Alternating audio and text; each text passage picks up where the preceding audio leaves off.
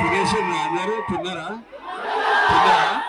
ఎప్పుడే సగంలో లేపు తీసుకొచ్చారు నన్ను. సగం ఏంటంటే మీరు అందరు వెయిట్ చేస్తున్నారు. ఇది మా ఊరు, మా డాడీ వాళ్ళ ఊరు తుమ్మన్పేట్. నా మొదటి బర్త్డే తుమ్మన్పేటలో జరిగింది. ఆ తర్వాత నెమ్మదిగా ఫ్యామిలీస్ అందరు హైదరాబాద్ కి షిఫ్ట్ అయినారు. జాబ్ల గురించి, డబ్బుల గురించి, సంపాదించడం గురించి నెమ్మది అందరు హైదరాబాద్ అటెళ్ళిండ్రు. ఇటు ఇల్లు పాత అయిపోయి కూలబడ్డది. కానీ హైదరాబాద్కి ఎంత షిఫ్ట్ అయినా నాన్న వాళ్ళకి ఊరంటే ఒక విపరీతమైన అటాచ్మెంట్, ఇమోషన్. నేను పెళ్లి చేసుకోవాలనుకున్నప్పుడు, నేను పెళ్లి ప్లాన్ చేస్తుంటే ప్యారలల్లీ నాన్న ఊరికి వెళ్ళి రథం చేసి ఊరు వాళ్ళతోని అక్కడ అన్నం తింటేనే నాకు తృప్తిరా, లేకపోతే పెళ్లి కాదనే స్పేస్లు ఉన్నారు. 100% ఊరికి వెళ్తేనే కంప్లీషన్. పెరుగుతున్నప్పుడు యాక్టర్ అయినప్పుడు కూడా నేను ఫస్ట్ కొన్ని డబ్బులు సంపాదించినప్పుడు మా అమ్మ నాన్న ఫస్ట్ అడుగుతుండే మీకు ఏం కావాలని.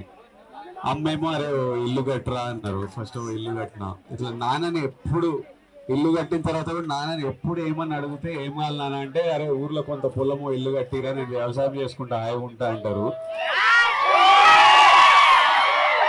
ఫైనల్ గా నాన్న కట్టిన ఇల్లు, ఊర్లో ఇల్లు ఉండాలని నాన్న లాస్ట్ 1.5 year లో ఈ ఇల్లు కట్టిండ్రు. ఊరికి వచ్చి మనం మీరంతా ఉండాలి ఇప్పటి నుంచి, ప్రతి ఇయర్ ఊరికి రావాలి.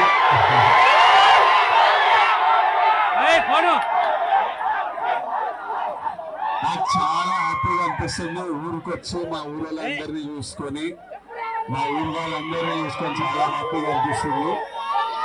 ఇప్పటి నుంచి ఇల్లుంది, పొలం ఉంది, ఇప్పటి నుంచి రెగ్యులర్ గా వస్తాం ఊరికి.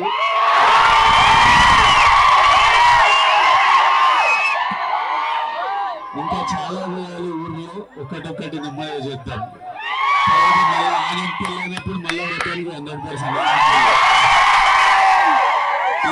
పెళ్ళి ఇక్కడ చేస్తే అయిపోతుంది. మేడం రౌడీ ఫ్యాన్స్ ఎనర్జీకి భయపడి